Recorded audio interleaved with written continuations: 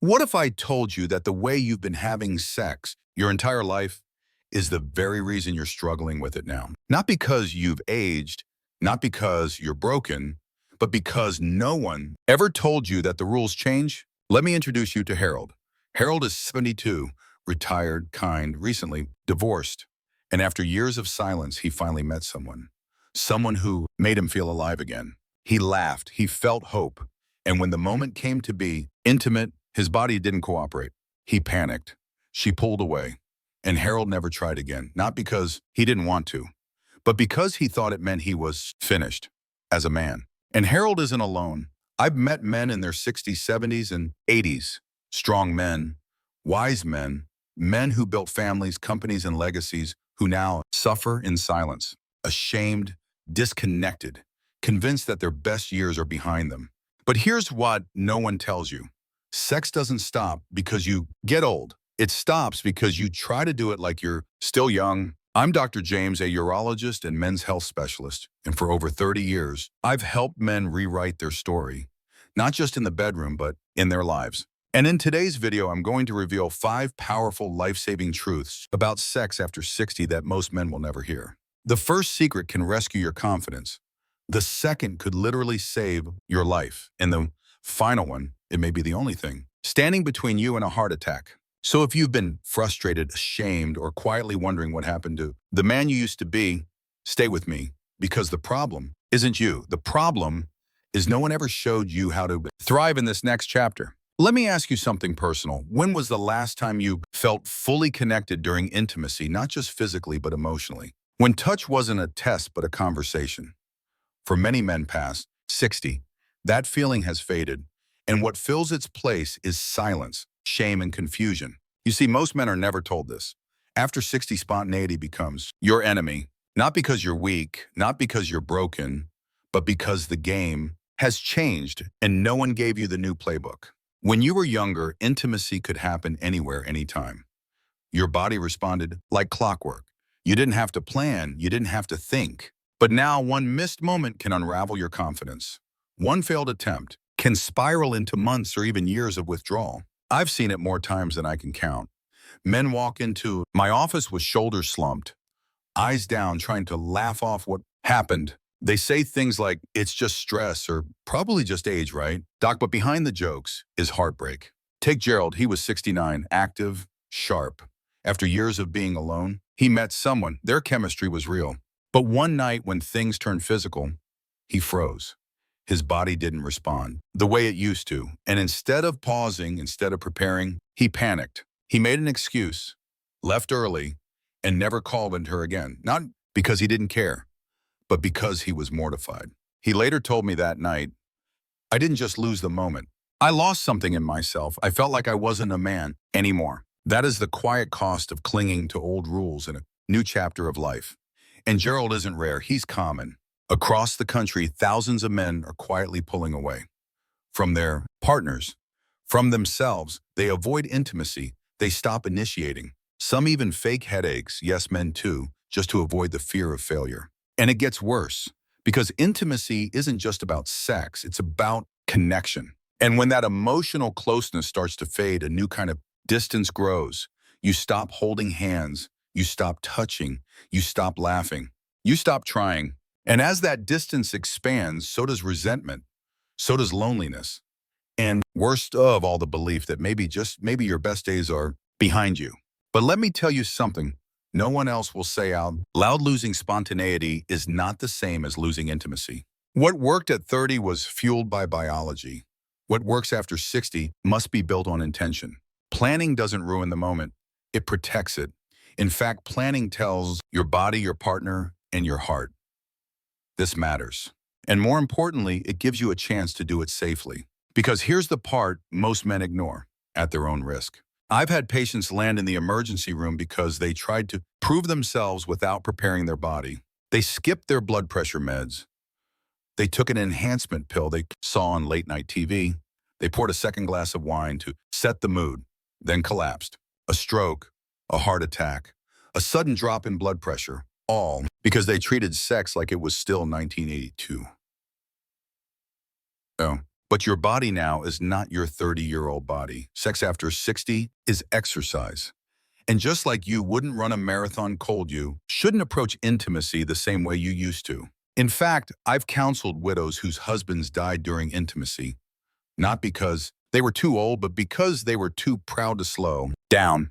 They didn't want to seem less than, and that pride, that silence, it cost them everything. This is what I mean when I say the old script for intimacy is not just outdated, it's dangerous. And here's the worst part. Most of these tragedies could have been prevented with one simple shift: preparation, communication, intention, not performance, not pressure. The men who come to me, broken by a single failed attempt, don't need a prescription. They need permission to change the rules. They need to hear that adapting isn't failure, it's wisdom. Because let me be crystal clear, sex can still be deeply pleasurable, satisfying and connecting after even 80. But it requires a different kind of strength, one rooted not in virility, but in maturity, the strength to talk, to prepare, to care. Enough about your body and your partner to do things differently. So if you felt disconnected, ashamed, or convinced that you're no longer a man because things don't happen the way they used to, let me say this: you're not broken. You've just never been shown what's actually possible when you stop living by outdated rules. And what happens when you do? That's where we go next. Because this next truth doesn't just restore your intimacy, it could save your life. Let's make something clear right now. Sex after 60 isn't over, it's just different. And when you learn to play by the new rules, everything begins to shift. Confidence comes back, connection deepens. And maybe for the first time in years, you stop performing and start enjoying. Today, I want to share 5 powerful, life-changing truths, secrets really that I've seen transform thousands of men's lives. These aren't just ideas, they're the difference between shame and confidence, between silence and intimacy, between surviving and living. Secret 1, spontaneity is a trap, intention is power. Here's the truth. Spontaneous sex is not realistic in later life, and that's not weakness, that's wisdom. When you were 25, your hormones were gasoline. A glance, a touch, and you were ready. Now you need to fuel the engine before you hit the road. That means supporting your circulation, reducing anxiety, checking for medication conflicts, and most importantly, talking to your partner. Here's what I tell my patients. If you prepare for it like you would any important experience, travel, an event, a performance, you'll enjoy it far more. This doesn't kill the magic, it creates it. And for couples who've lost that spark, the act of planning becomes its own kind of foreplay building, anticipation, safety, and emotional connection. Secret: erectile changes are early warnings. Ignore them at your risk. This might be the most misunderstood signal in men's health. Most guys think it's just age, it happens. And yes, erectile function does change with age. But changes in erection quality often aren't about sex at all. They're about your heart. Here's what most men don't know. Erections are vascular events. That means blood flow is essential, and any blockages show up here before anywhere else. Visually, because the arteries in the penis are smaller than the ones in your heart. When blood flow slows down here, it's likely slowing elsewhere, especially your coronary arteries. I'll never forget David. He came in with mild ED, just a little off, he said. We ran a full workup cardiac stress test, EKG. Turns out 90% blockage in his left anterior descending artery, the widowmaker. We caught it before disaster. Ed saved his life. So if you've noticed changes, even subtle ones, don't laugh it off. Don't reach for a pill. Get your heart checked. It could add 10 years to your life, maybe more. Secret 3, intimacy isn't physical. It's emotional medicine. This might be the one no one talks about, but every man feels. Because intimacy isn't just about performance. It's about being seen, being touched, being real. Martin was 74, retired, widowed 5 years. He told me, what's the point of intimacy now? But as we talked more, I realized it wasn't about sex. It was about numbness. No touch, no laughter, no closeness. His blood pressure was rising. His sleep was erratic. He felt empty, even in a room full of people. And then I explained touch is medicine. When you hold someone's hand, when someone hugs you and means it, when intimacy includes eye contact, presence, and intention, your body releases oxytocin, dopamine, serotonin. These aren't feel-good chemicals. They're life-sustaining, lowering cortisol and blood pressure. boosting immune function, calming anxiety, enhancing brain function. In short, emotional connection is healthcare. The problem most men were raised to hide emotion, to equate vulnerability with weakness, so they shut down. But the science is clear. Emotional starvation accelerates aging. When you lose intimacy, you lose a powerful weapon against depression, inflammation, and isolation. So don't push closeness away. Even if it feels foreign or scary, reach for it. It might just save your life. Secret 4: porn is poisoning your brain and your confidence. Here's a topic most men won't admit out loud. Porn. What starts as harmless curiosity becomes over time a quiet destroyer of real intimacy. It rewires your brain to chase novelty over connection. It floods your dopamine system with artificial highs. It desensitizes you to touch emotion, even arousal. Walter was 71, retired Navy. A good man, he hadn't been intimate with his wife in 4 years. Why? Because what he saw on the screen was more stimulating than real life, more predictable, more effortless. But over time, he noticed something chilling. His wife's body no longer excited him. He struggled to get aroused without a screen. His confidence withered. Porn had hijacked his expectations. And worst of all, it left him more alone than ever. Here's what you must understand. Real intimacy is not frictionless. It's messy, emotional, human. It requires patience, effort, presence. When you let go of porn, you don't just regain intimacy. You reclaim your brain, your body, your presence. And that presence is everything. Secretly, your most dangerous moment is when you try to prove. You're still young. Now I need you to listen carefully. There is a moment, quiet, deadly, when many older men make a decision that costs them everything. It's not when they feel weak, it's when they feel strong. After a good checkup, a flirty conversation, a glass of wine, something inside whispers, you've still got it. And suddenly they want to prove it. They skip preparation, mix meds with alcohol, pop an over-the-counter enhancement, and step into the bedroom like they're 30 again. And some don't walk back out. Leonard was 74, dating a younger woman. He joked, "Doc, I've got to keep up." I warned him. 2 weeks later, he collapsed in a hotel room from cardiac arrest. His body wasn't weak, it was disrespected. Here's what most men don't realize. Sex is a full-body event. Your heart rate spikes. Your vessels dilate. Your breathing deepens. If your heart isn't ready, that hill becomes a cliff. Ego is not worth your life. Slow down. Check in with your body. Make it about connection, not performance. Because when sex becomes a stage and your partner becomes an audience, you've already lost. The most powerful men I know aren't trying to still be young. They're learning how to be wise, present, honest. And that makes them more attractive, more desirable, more connected than ever. When you apply these 5 truths, everything begins to change. You stop feeling anxious before intimacy. You stop fearing your body's limits. You start planning, preparing, and connecting with intention. You start sleeping better, laughing more, and maybe even feeling younger than you felt in years. Not because you're chasing youth, but because you finally stopped chasing it and started living in your strength. And now let's meet the men who did just that and the transformations that followed. So what happens when men embrace the truth? When they stop trying to be who they were at 30 and start showing up as the man they are now. The answer is powerful. They don't just restore their intimacy, they reclaim their life. Let me introduce you to a few of them. There's Charles, 68. He came to me after 3 years of total withdrawal. He said, "Doc, I feel like I've failed as a husband." He and his wife hadn't been intimate since his body stopped cooperating, and he assumed she didn't want him anymore. But when we started working together, something amazing happened.